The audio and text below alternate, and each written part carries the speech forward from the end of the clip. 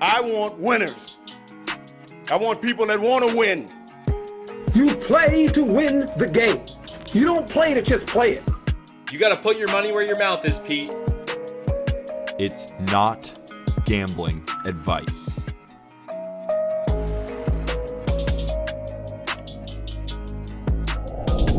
March 23rd, Wednesday, and welcome to Not Gambling Advice. We have an awesome show again. I always say we have an awesome show, but we really do have an awesome show for you here today. We are giving you our 5 underrated outfielders for fantasy baseball for 2022, and we also have a deep sleeper as well, being drafted way late in drafts. That's going to help you win your fantasy league. Just a reminder, again, this is a 5x5 league. Home runs, average, RBIs, runs, and stolen bases. Colby, what's going on, brother? What's going on, man? I think I'm gonna have to send you like a different adjective every single day to describe the episode. Because what if you came in here and we're like, what's up, guys? We got a lackluster episode ahead of us here. I don't think the people would be very excited for the episode, but we might have to take it another level and have you, saying some funny adjectives to describe the episode. I think I do have to start doing that, kind of like the Stephen A, just using words that we've never heard of in dictionaries that we've never read. I think it's a great way to start doing that.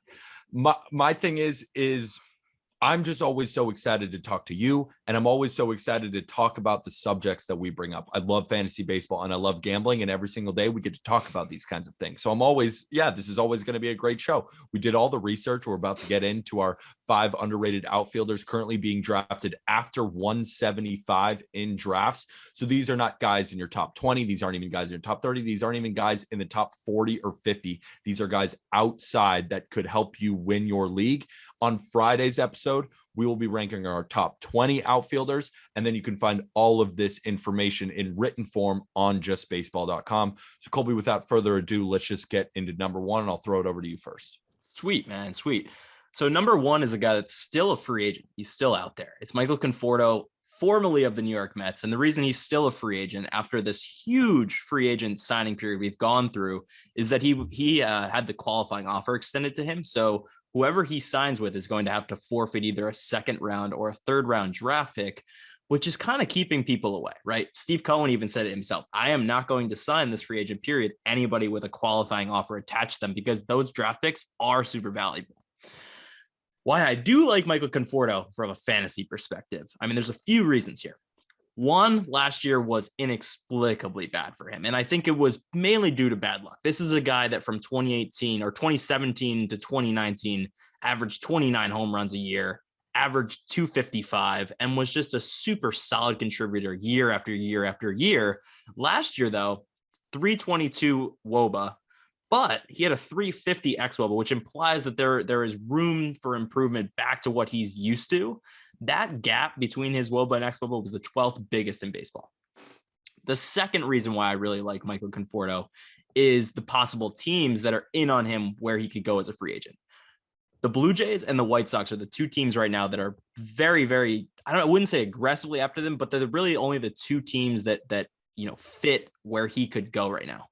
In Toronto, he would be replacing Randall Grichuk potentially. And last year, even in the 8 and 9 hole for Randall Grichuk, he had 82 RBIs. Conforto is going to slot into the 6 or 7 hole on either one of these teams that he goes to. And that puts him in line for 100 runs and 100 RBI potential. And I think he's a clear, 25 to 30 home run guy. It's not the 14 home runs he hit last year. Don't buy into that. Agreed. I'm not buying into really any of the 2021 seasons from the Mets. They all had down years offensively, and it seems clear that the Mets took a super analytical approach in 2021, and it was getting in the heads of these guys. Analytics are obviously important. Every team uses them. We use them every single day, and you hear them throughout the episode, but they can't be the end all be all. And when you're forcing it down players' throats and they're just thinking too much at the plate, they're not their normal selves. They're not loose and relaxed and just focusing on see ball, hit ball. There's problems there. And that's what happened with Michael Conforto. That's what happened with Jeff McNeil. That's what happened with Dom Smith. Dom Smith is another story. He might not be that good, but there's a lot of players on the Mets who had those types of problems. Lindor is a great example, a guy who's definitely going to bounce back this year, at least in our opinion. And Conforto is one of them. Agreed. Wherever he goes, it's going to be a better option as well. And I'm just looking at his current ADP right now. Like, he is going after Andrew Benintendi. I would take Michael Conforto. He's going after Robbie Grossman. I would take Michael Conforto. He's going after Jorge Soler. I would take Michael Conforto. He's going after Marcelo Ozuna. Definitely taking Conforto. And like, Ian Happ is getting drafted after him. Like, this is not the place for Michael Conforto, who I would argue will most likely be a top 30 fantasy outfielder next year. And you're getting him near 195 in drafts. I wouldn't be surprised if he's getting taken 120 in drafts, and he's getting taken 195. It's a great value pick. Agreed, Peter. Agreed. I mean, I would even take him above where he's currently being drafted at 195. I would take him in the 160 to 170 range. Just make sure you get him. I think his value is there no matter where. And another guy, down year last year, but is a better player than what we saw in 2021. That's Joey Gallo of the New York Yankees, current ADP 176, 48th outfielder off the board. He's better than what we saw with the Rangers last year. And I think he's certainly better than what we saw with the freaking Yankees. I mean, the shift needs to be banned for him to reach his full potential. That won't happen until 2023. But this year, he can't control where players will be positioned on the field, but he can certainly control how hard he hits the ball. And he freaking hits the ball so freaking hard, like way harder than basically everybody else, ranking near the tops in hard hit rates, average exit velocity, max exit velocity, you name it, he's hitting the ball hard. He was an 869 OPS hitter with the Rangers, hitting 223 with 25 home runs and 6 stolen bases, 532 OPS with, oh my God, he hit 160 with 11 home runs and no stolen bases. Like, Joey Gallo, are you freaking kidding me? That was almost one of the worst performances I've ever seen in a half season. But this is the potential that we see. 253 with 22 bombs in 70 games in 2019. Like, he can be that type of guy. He can also steal you 10 bags. And with plenty of run scoring and RBI opportunities with the Yankees, he's got 40 home run power. I think this could be a guy who hits you 230 with 40 jacks next year with over 100 RBIs. What do you think? The crazy thing is that he had 25 home runs with the Rangers before getting traded to the Yankees. And he got traded a bit before the trade deadline. So that was like, July 23rd or 24th. Yeah. I can't remember exactly what the date was, but he was halfway through the season and already had 25 home runs. Prolific. This is a guy that hits the 4th highest fly ball rate in all of baseball. And what we always talk about is what? Hit the ball hard and hit it in the air. And Joey Gallo does both of those things to the extreme. In a Yankees ballpark that is very hitter friendly for lefties. It was the 9th most hitter friendly ballpark for home runs for lefties over the last 3 years. And say that again for all the people making fun of the short porch, saying how easy it is to hit there, how all the Yankees get all these cheap home runs. Say that again, Colby. What'd you say? Ninth.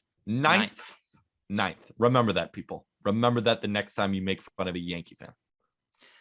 So, yeah, I mean, yeah. The short porch is definitely not overpowered. It's not underpowered for sure. It's definitely a help. And Joey Gallo doesn't need it anyway. Most of his home runs are going to be, 380 to 420 because he just has that much power.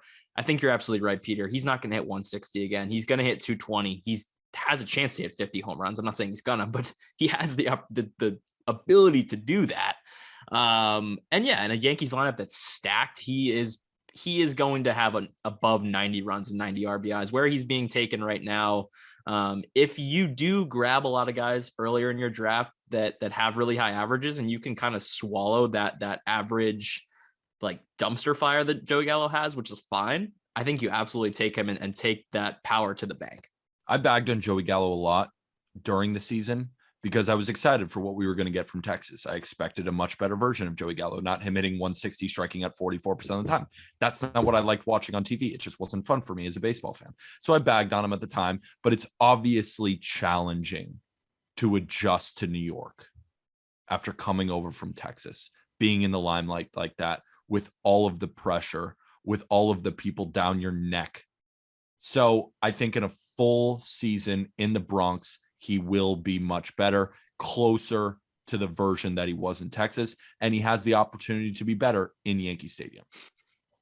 He certainly has more upside than the guys being taken around him again. Robbie Grossman, Alex Kirilloff, Avasel Garcia. I mean, you're telling me you're not taking Joey Gallo over Avasel Garcia. You're out of your mind. You're out of your mind. I'm taking Joey Gallo over Avasel Garcia 8 days out of 7. So speaking of Avasel Garcia, a guy that I'm really, really high on is another guy in that Marlins lineup. It's Jesus Sanchez, who was a rookie last year. He played 64 games and hit 14 home runs. I mean, he went ballistic.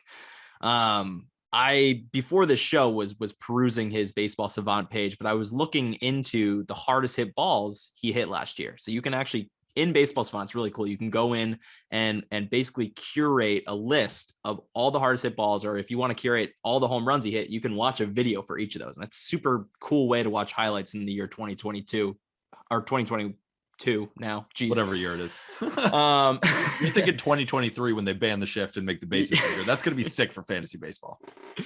So I think Jesus Sanchez is a guy that could hit 30 plus this year. And I think I'm going to double down there. And I'm going to say he hits more than 30 home runs. Maybe we can bet on that. That could be a fun little, not gambling advice side bet, but regardless, this guy's really exciting because he is a lefty that hits lefties. He had a 114 WRC plus versus lefties last year, a 116 WRC plus versus righties last year. So he's not going to get platooned. He's going to be playing every single day. And he hit fourth in this Marlins lineup last year. I think he could hit it third or fourth this year. And it's a better lineup. It's a better Marlins lineup. Let's face it. He has upside for, 80 to 90 RBIs and 30 plus home runs. I really, really like him where he's being taken right now as the number 60 outfielder off the board, ADP 227. You said it all. You said it all yourself. I mean, he's probably the best young hitter on the Marlins. Maybe you could say Jesus Sanchez. And what we know about the Marlins Judge Chisholm, you mean? What did I say? You said Jesus Sanchez. I said comparing Jesus Sanchez to Jesus Sanchez. Judge Chisholm is the other best young hitter on the Marlins, but I think you could make the argument that Jesus Sanchez is better. And what we know that the Marlins will give their young hitters as much run as possible, and he's going to hit third or fourth in this lineup. So if Jesus Sanchez truly is that guy, this is the season where he's going to get the most opportunity possible. And you and I both agree that he does look a lot like that guy. And he's just getting drafted so late in drafts that he's a guy that you have to pick up, even if you just store him. He's not a starter, but I think he has the possibility to end up being a starter for your fantasy team in 2022. What do you think about that?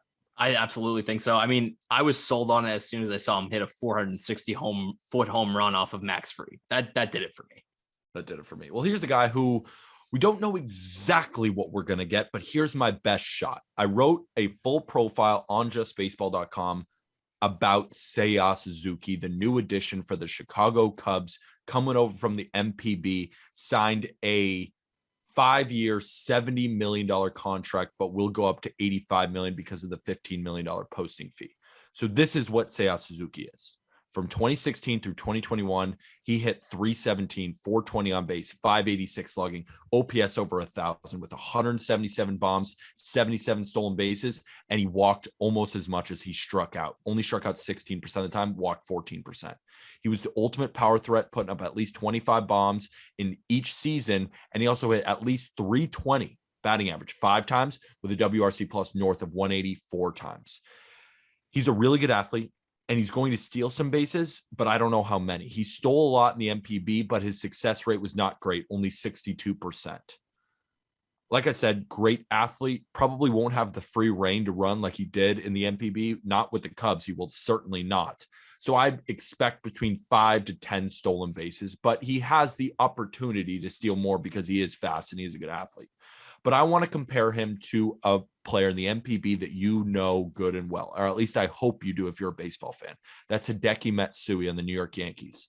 Let me go stat by stat to show you how close they were when both of their careers are stacked up in the MPB. Seiya Suzuki hit 316. Hideki Matsui hit 304. Seiya Suzuki 415 on base. Hideki Matsui 413 on base. Seiya Suzuki 572 slugging. Hideki Matsui 582 slugging. They have almost identical OPSs. Seiya Suzuki 170 WRC plus, Hideki Matsui 168 WRC plus. So what did Hideki Matsui do when he first came over? Well, he hit at least 287 in his first 6 seasons with back-to-back years hitting over 300 in 2005 and 2006. He put up 4 100 RBI seasons and he hit at least 23 home runs in 3 of his first 5 seasons. So what should we expect? I think a stat line that's going to look close to what you're going to get from Chris Taylor. I think he's going to hit around 270-ish with 20 to 25 home runs with 5 to 10 steals and around 70 to 80 runs and RBIs in both of those departments. I think that's pretty close to what you're getting with Chris Taylor, and he's getting drafted just like way later than Chris Taylor. And when you look at who he's getting drafted between, I mean, oh my God, where is he right here? He's at number 55 on the Outfielders list. Like, he's getting drafted after Ian Happ. He's way better than Ian Happ, I'm telling you. AJ Pollock is great, but has dealt with injury concerns. I kind of think Seiya Suzuki is just straight up better than him. You know, he's getting drafted behind Marcell Ozuna. I would take him over Marcell Ozuna. I'd also take him over Jorge Soler. I'd take him over Benintendi. And we talked pre-record about the 150 range. Didn't we talk about the range? Remember getting drafted in the 150 range? Yes, exactly. Right. So Seiya Suzuki is probably able, you're going to have to, in a smart league, if you're in a smart league, you kind of have to, this is something important for any fantasy player to think about before they go into the draft. Am I playing with smart, pretty sharp fantasy players, or am I with my buddies from high school that like maybe watch a Yankee game here and there and maybe like don't really know what's going on? For the sharp players, Seiya Suzuki's probably going to be going, 150 ADP, right? His ADP is 196, but he's probably going to be going ADP 150. Some guys might not even know. If you're in a casual league, some guys might not really know about Seiya Suzuki, and they might be drafting him 250 ADP. So you really just have to gauge, like, when should I be taking Seiya Suzuki depending on the league I'm in. One reason I really like Seiya Suzuki and making his transition from Japan is that he didn't go to a team like the Padres, like the Dodgers, the Yankees, or Red Sox, right? He didn't go to a big market team where all the pressure would be put on him, all the cameras would be put on him. Seiya Suzuki would have this pressure on his shoulders that he has to perform to the highest level or even above the level that he's able to perform at, or else he's going to be considered a failure of some kind, right? He goes to the Cubs, and they're, going to be competing for a wild card, but there's no expectation for the Cubs to make the playoffs this year or win a World Series. I mean, they're just going to go out there and have fun. I really think the Cubs this year, the idea is for them to go out, have fun, play hard, get fans in the stadium.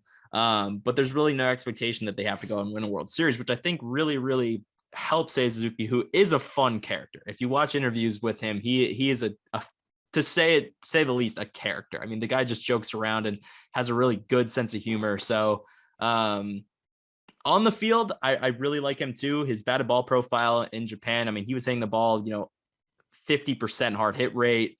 He only had a 16% K rate, which I think will go up when he comes to the major leagues because nobody's throwing 90-mile-an-hour sliders in Japan. Let's face it.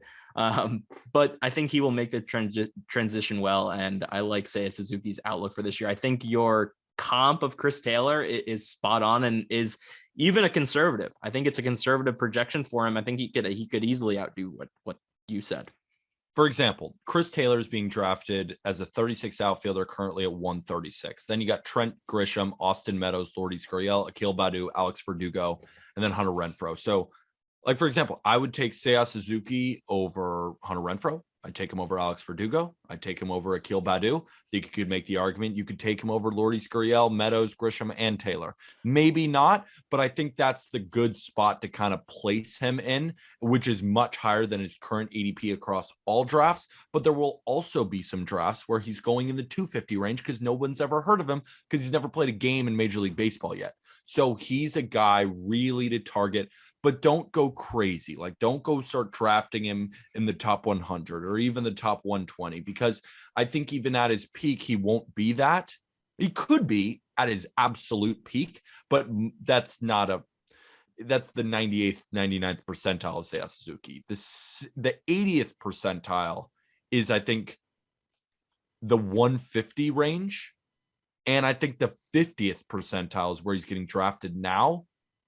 Give me the 80th percentile. I'm higher definitely on Seiya Suzuki than I think a lot of people are. And I think you're coming around to him too, aren't you? I've always been coming around him. I just didn't want to overhype him because it's very easy to overhype a guy like that does come over from Japan with, like, how the media is. They're like, this is the next coming of whoever, right? They're always trying to hype these people up. And he's not that. He's a very, very solid ball player. And teams, one thing you have to factor in here is that, he's being drafted around Ian Happ. Ian Happ didn't get a 5-year, $70 million deal from the Cubs, right? The Cubs and their models are smart. All of these models are smart these days. Even the dumbest of teams have great models. So they did their due diligence on Seiya Suzuki. They know at least they're going to get valuable production to a degree. Will it be to an MVP caliber? Absolutely not. But they're going to get above average production from Seiya Suzuki. And I think you can pretty much bank on that. Agreed. Think about it. When I was writing up the profile, I was looking at all the different contract predictions and the Fangraphs and the MLB trade rumors of the world. A lot of them were pretty split, but it was around the same. It was between a 4 to 5 year deal, anywhere from 40 million to 55-ish million, and ended up getting 5 years for 70 million plus the $15 million posting fee. That's a lot more than I think the entire baseball community, or at least all the writers I could find, thought that he would get. So I think that goes to show that MLB teams have a bit more confidence in Seiya Suzuki, because I also don't think that the Cubs offered a $70 million deal if nobody else offered 60, right? So I agree with you. I think Seiya Suzuki has a lot of hype coming over, and it's justified. He's going to be a really good player because, we've even looked at Yoshi Tsutsugo and Shogo Akiyama. Like, those guys are not the type of hitters that he was in the MPB. Like, they were 850 to 900 OPS guys, while Seiya Suzuki has an OPS over 1,000. They didn't have the same batting average. They didn't have the same power outlook. And high K rates. I mean, even Yoshi Tsutsugo was striking out a lot over in Japan. Suzuki is not that hitter. I'm going to get into my next pick. It's last time I picked Jesus Sanchez. This is a guy that's being taken 5 spots behind Jesus Sanchez and is also a former top prospect with 70 grade power. He has 10 stolen base upside, and he hits breaking balls super, super well. And what he just did so far in spring training is make a crucial swing adjustment. He toned down his leg kick and now is basically doing like a Jeter toe tap just to activate. He's still able to activate on the power, but he's able to get barrels to baseballs. It's Joe Adell of the Angels. He was ranked as high as, top 5 on some top 100 lists last year before graduating.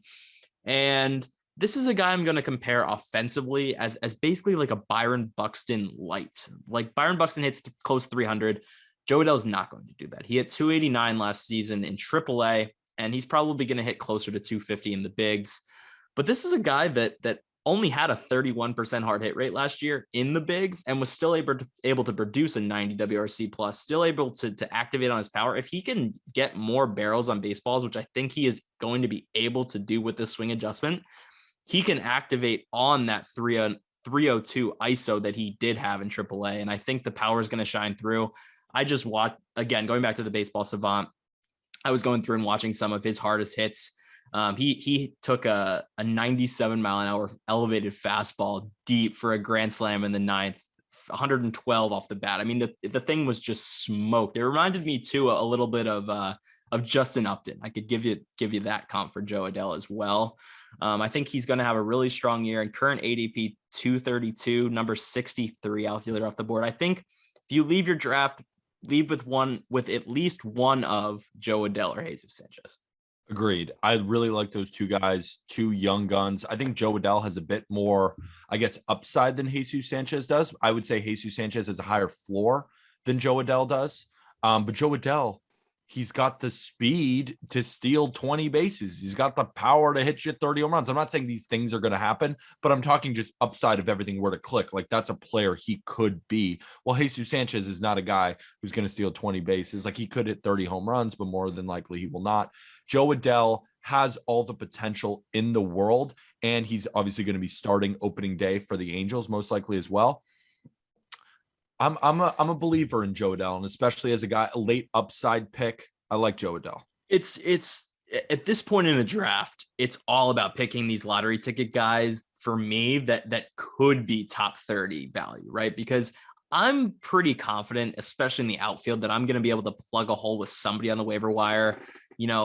If I can, it's all about drafting for me, like 3 or 4 guys that can be top 30 players, because if one of those guys hits, if I'm hitting on a 20% rate on a guy that's going to be drafted outside the top 50, but is going to be delivering top 30 value, I'm taking that all day long over drafting guys with the floor of a top 50 guy at the top 50 guy, because it just makes no sense to me.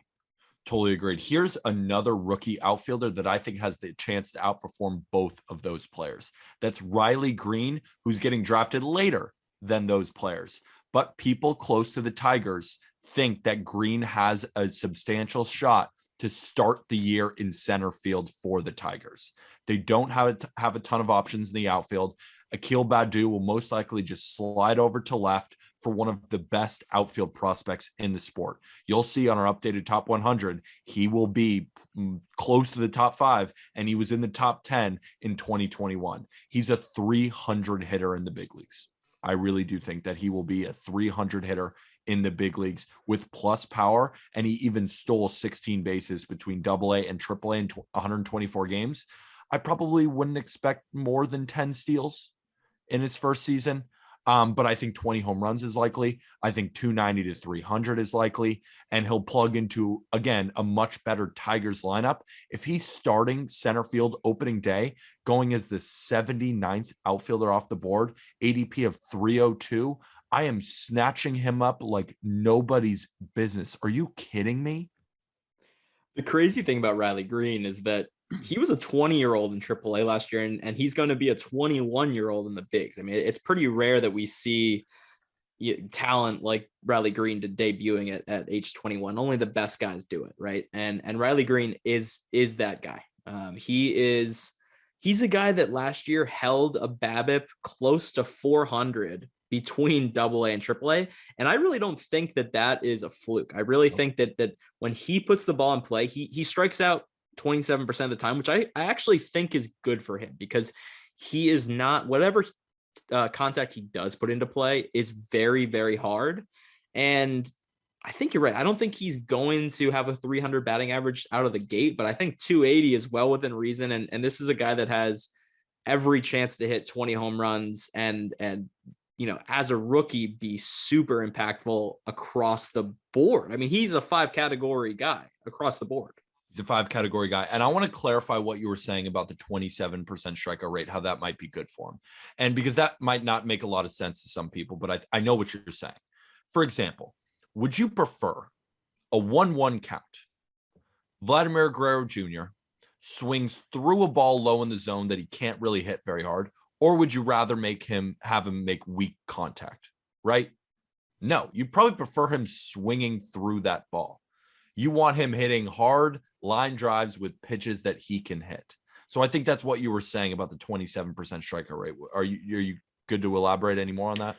No, you nailed it. I mean, it's the same reason that a guy like Shohei Ohtani is able to be such a force, even though he strikes out 30% of the time, because the contact that he does put into play, when he does make contact with the ball, it has, such a high chance of being a hit. That's why Riley Greene is able to sustain such a high batting average balls in play, because the contact he does put into play is so hard. So yeah, it's very valuable regardless of his K rate. Agreed. Go ahead with your next one. Sweet. Okay, we're moving over to another top prospect, not a former top prospect. This guy is like Riley Greene. He is our number 3 prospect at Just Baseball, Julio Rodriguez, who, is a freakazoid.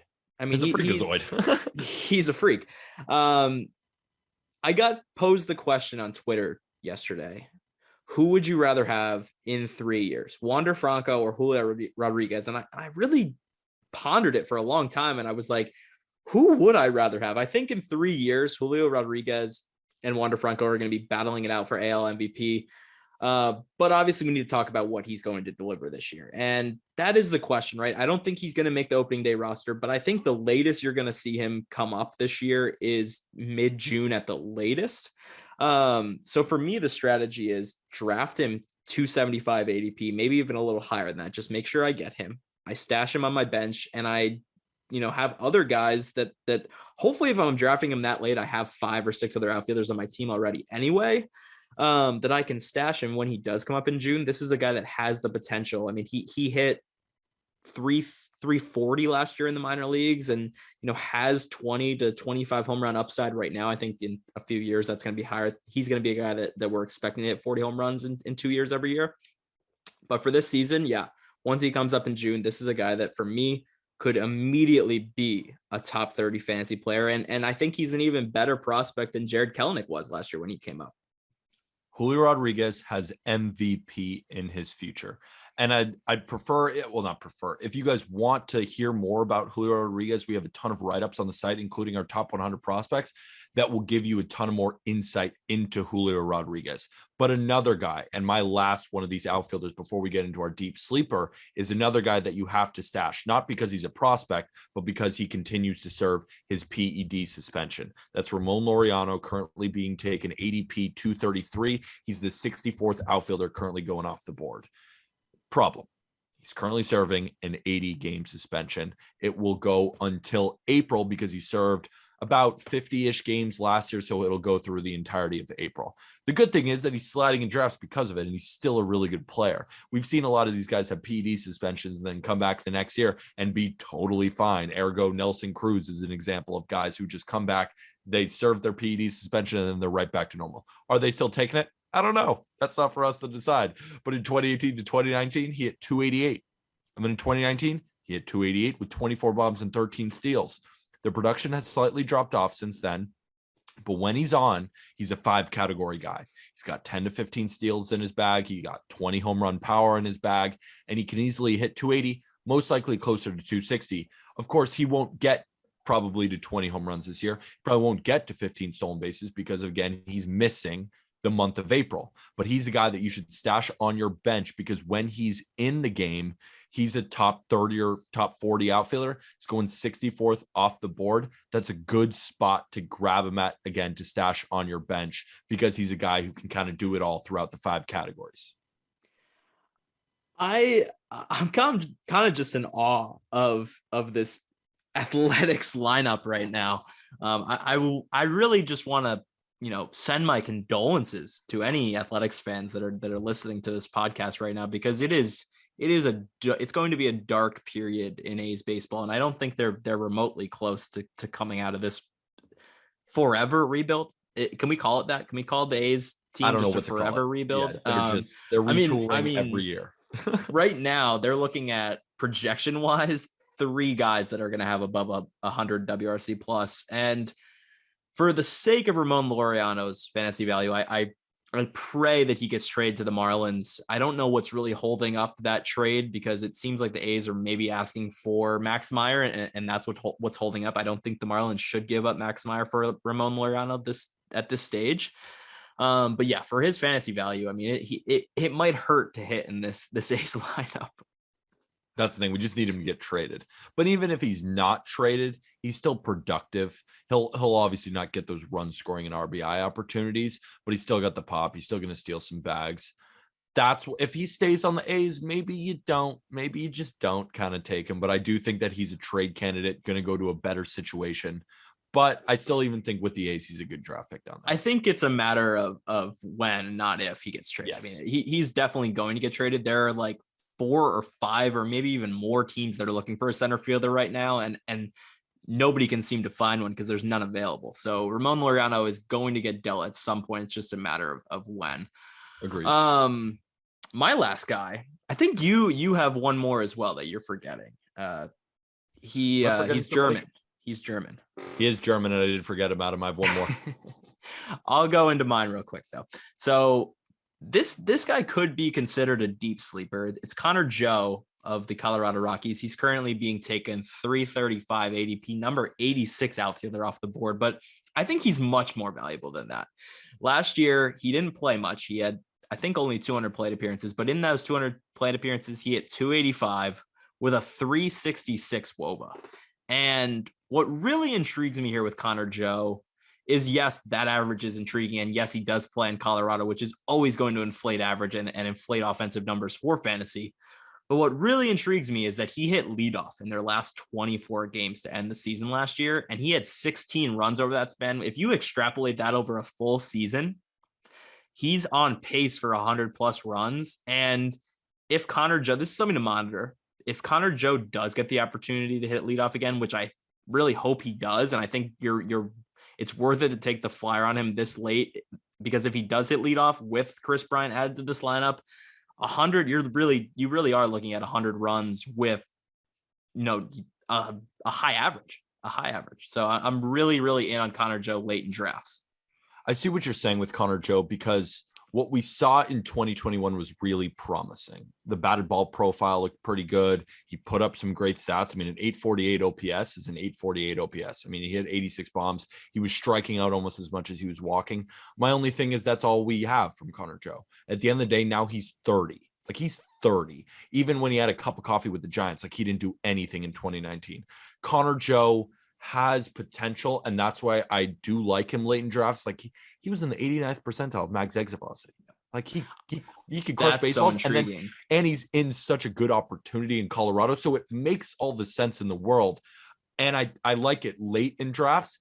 I just don't know, like, is he really that talented? Is he really that good? He might be. We just don't have that much to go off of. That's the only thing. But Peter, I mean, like, you're telling me that 80's number 86 off the board right now. Like, Andrew McCutchen's going there. I do like Kyle Lewis. That's another guy. He's 85th off the board. That's another guy that you should definitely be looking at. But, like, Yoshi Tsutsugo is being taken out here. Like, you're only getting totally upside at taking Connor Joe. And if he does hit leadoff, it's going to take his fantasy value to the next level. Agreed. And I mean, it's a guy that this late in drafts, if you do draft him and he's not hitting leadoff and he's not producing in the first month, okay, you drop him and you just pick up somebody else. It's agreed. At that price point, it's phenomenal because he does have a ton of upside. My guy, Max Kepler, ADP 282, 77th outfielder off the board for the Minnesota Twins. If you look at Max Kepler's baseball savant profile, it's all red. Literally all red. He's in the at least 50th or higher percentile in literally everything. But the only thing that held him back last year was a 211 batting average in fantasy, but his expected batting average was 255. And in 2019, we saw him literally hit 255 with 36 jacks.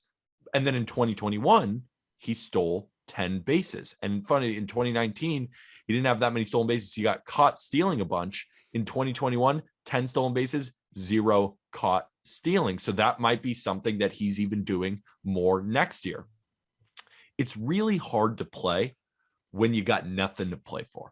And that's what Max Kepler had to do on the Minnesota Twins last year. They sucked.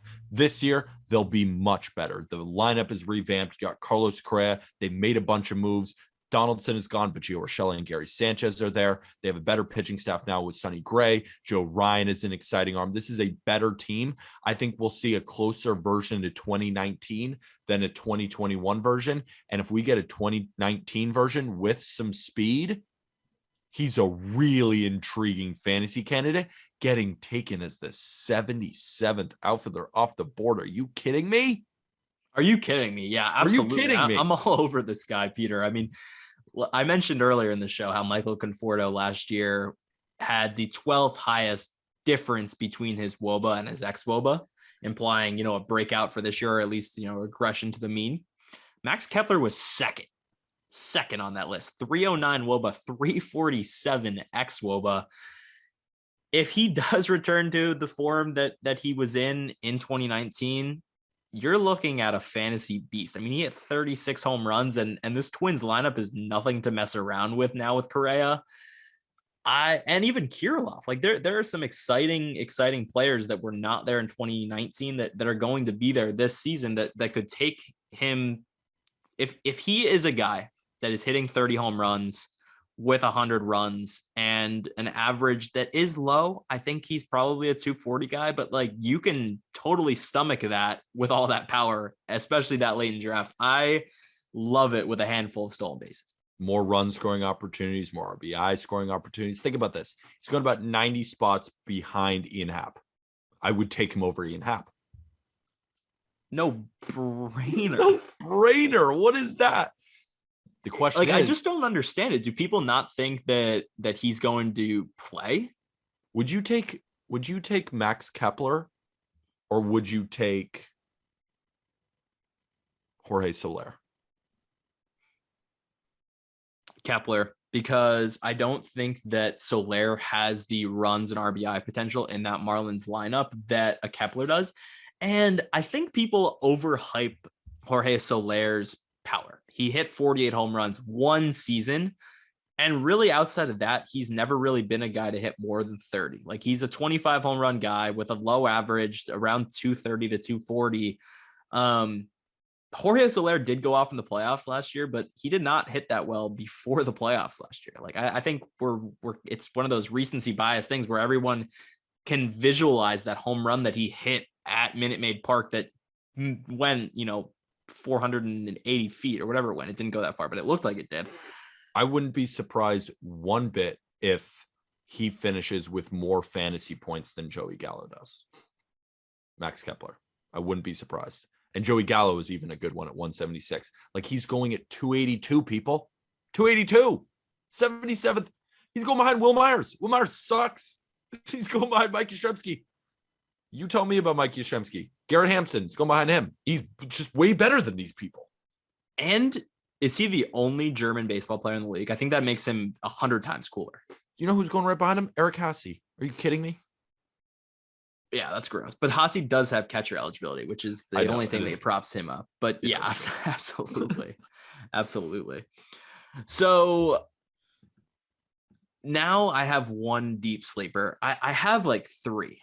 Yeah, I have a ton too.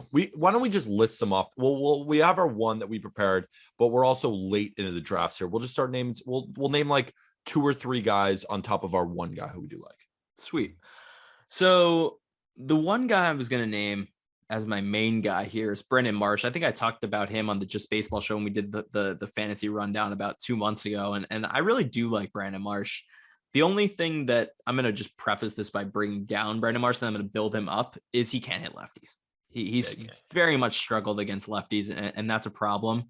But this is a guy with extremely quick hands and does have high max exit velocities and everything you're looking for from a valuable hitter. And he does have speed to boot. I think he's immediately going to slot in as a top 10 defensive center fielder, if not higher. I mean, this guy makes freaking insane plays out in center field. Did they say that Trout's going to play center field? Trout's going to play left. Okay, beautiful. I absolutely love that because we're going to get to see Brandon Marsh. We're going to get to see Brandon Marsh put on a show in center field. But yeah, this is a guy that last year had hard hit rate, above 40%. He puts the ball on the ground a little bit too much, but again, it was his first season, first taste of the bigs. I think he was maybe just a little bit overmatched, and give this guy another 300 plate appearances. He's going to show everybody why he was a top 30 prospect. And I like him where he's being drafted. The other 2 guys I was going to bring up real quick are Stephen Kwan and Kyle Lewis, as I mentioned before. Kyle Lewis, the only thing holding Kyle Lewis back from being a 260 guy with 20 plus home runs and Kyle Lewis is 1, injuries, but 2, the Mariners are so deep. They're just so deep in the outfield. I think he gets traded. I would love for Kyle Lewis to get an opportunity somewhere else. The reason why I said Kyle Lewis is the only person to hurt Kyle Lewis is, again, because of the injuries and because then of the Mariners' depth. Like if Kyle Lewis can be Kyle Lewis, the AL Rookie of the Year, he should start. But if he's closer to the 2021 version, he simply will not. So that's another upside guy. My guy that I really do like,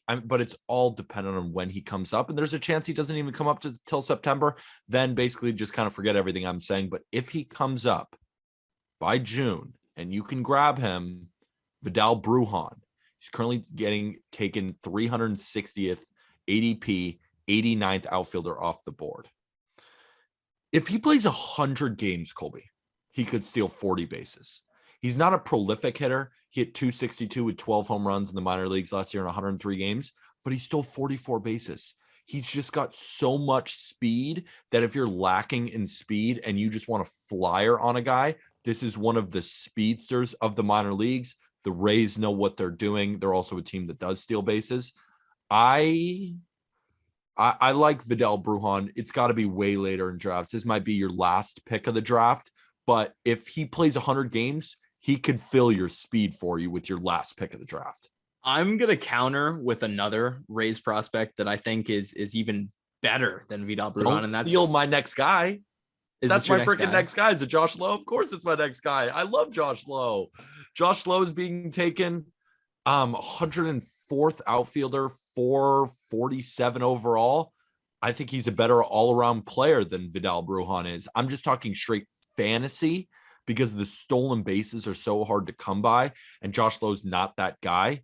But I mean, he could steal you some bases, but he's not going to steal 40 in 100 games like Vidal Brujan could. He did steal 26 in 111 games in AAA last year, though. He does have some speed.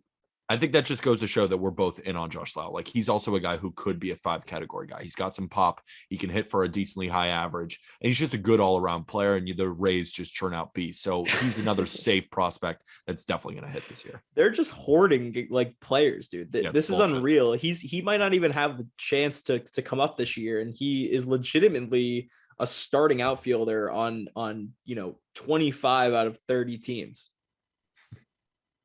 I'm just looking at all the guys so far down in these rankings. Like, just seeing Justin Upton like after Jace Peterson is just so disrespectful to Justin Upton. Like, we're getting old, man. I remember a time when Justin Upton was a first round fantasy draft pick. I know, man. And another guy who I just don't know when he's going to play, but Alek Thomas has like the highest floor of any outfield prospect in our entire sport. It's just, what kind of run is he going to get this year? He's getting taken 600th overall. I think he's a guy that you could stash if he plays this year. Could be pretty valuable for the Diamondbacks. Also, because the Diamondbacks don't really have anybody, so they might just run him this year and see what they have with him. And if they do, he's going to be productive. And at the 600th draft pick, I think it's a pretty solid option. What will never happen, but I wish it did, is I would love to see what would happen if Brett Phillips got 600 plate appearances, because he might steal 40 to 50 bags if he got 600 plate appearances, and he won't, but it would be intriguing. Anyways, that's the last of my deep sleepers.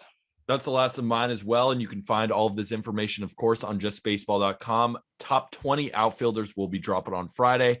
Next week, we're ranking pitchers.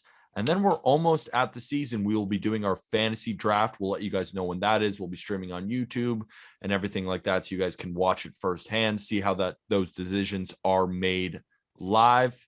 So anything else, Colby, before we part? If you are listening this late in this podcast episode, I'm going to trickle some info for you. Just give you a little cookie. Bet O'Neal Cruz to win NL Rookie of the Year at plus 350. No, hey, not yet. Oh, we got that full episode coming. Right now. I appreciate that for the listener, but I'm telling you, that's coming up. No, but this is just a little, it's a little sprinkle if you listen. Okay, I don't hate it. But that's coming. That's all I got to say. Yes. That the future Rookie of the Year, all that. We did our American League and a National League betting preview, but all the award picks are coming soon. Don't want to ruin it, but go ahead with O'Neal Cruz. Go ahead. What do you want to say? That was it. I was just sprinkling the cookie. Oh, okay. What are we doing? We're plus 350. We're ruining it, Colby. We got all the juices. We got all the juices, but I do appreciate that because he does hit freaking tanks. And Arm even posted on his Twitter. He's like, I think O'Neal Cruz figured this whole hit tool thing out. I thought that was kind of funny. And the nervousness there is O'Neal Cruz and his 6'7" frame. Is he going to be able to stay healthy? Aaron Judge. I know another 6'7" beast that hits 120 miles per hour exit velocities, and he's being taken, top 20. So shortstop is tough. Shortstop is a little bit tougher to stay healthy, but we will talk about this. We'll get into it all on the next episode. Get your Just Baseball merch. Find the link in the episode description. I'm rocking my Just Baseball tee. Also, you can find all this stuff on our Twitter at JustBB Media. Also, follow our new gambling advice Twitter. Not gambling advice, but the handle is at gambling_advice. Colby's rocking his Just Baseball hat. You can find that in the link in the episode description. And with that, thank you, everybody.